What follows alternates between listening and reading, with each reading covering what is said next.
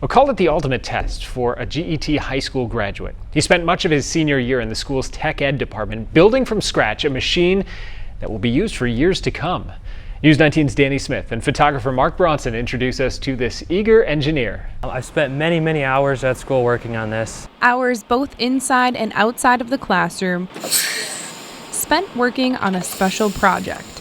This is a custom CNC router I built, and what a CNC router does is it cuts various stuff out of wood, metal, typically aluminums, that sort of thing. No easy task for a senior in high school, but Brandon is no average student. He came in his freshman, sophomore year. I could tell that he was very motivated. As a junior, he said he wanted to build an electric guitar, and throughout the year I could see he was doing very well. He had the skill set, he had the determination. Mr. Autumn said he knew that Brandon was ready for a new challenge. He had mentioned about building a CNC router, and I thought in the back of my head, I have to figure out a way to fund this. That's when they heard about a grant opportunity from Ashley Furniture. Brandon did all the research on it. He started putting numbers together. We came up with about an $8,000 budget that we thought would be good.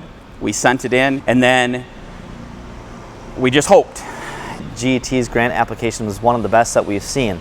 It takes a lot of work that goes into a grant application, so you could certainly tell that the student, Brandon, as well as his teacher, Mr. Autumn, put a lot of time and effort into this. And with that, Brandon got to work. I started with the CAD design right away, so that's on my computer, designing parts, how they're going to fit together. Once they were designed, we were able to 3D print them out of plastic first. Then those pieces were upgraded to aluminum and put together. Now to the tough part. The wiring was the most labor-intensive part, running every single wire for all the different components, from the spindle to the computer to all the power supplies, everything along those lines. So once we got everything together, made sure it worked, we were able to produce a lot of unique products, and I'm sure next year it's going to get a lot of use. As Brandon says goodbye to GET High School, he's leaving behind a legacy.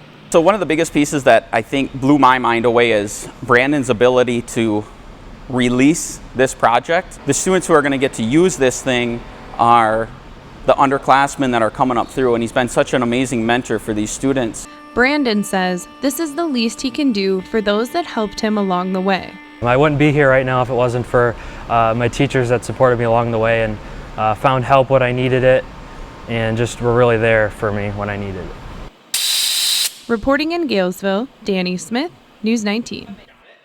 Now, because of this, Brandon and his classmate Cole Kramer competed in the Skills USA National Competition that took place last week in Atlanta. The results are not in yet, but their instructors say they did a great job. We'll keep you updated on that.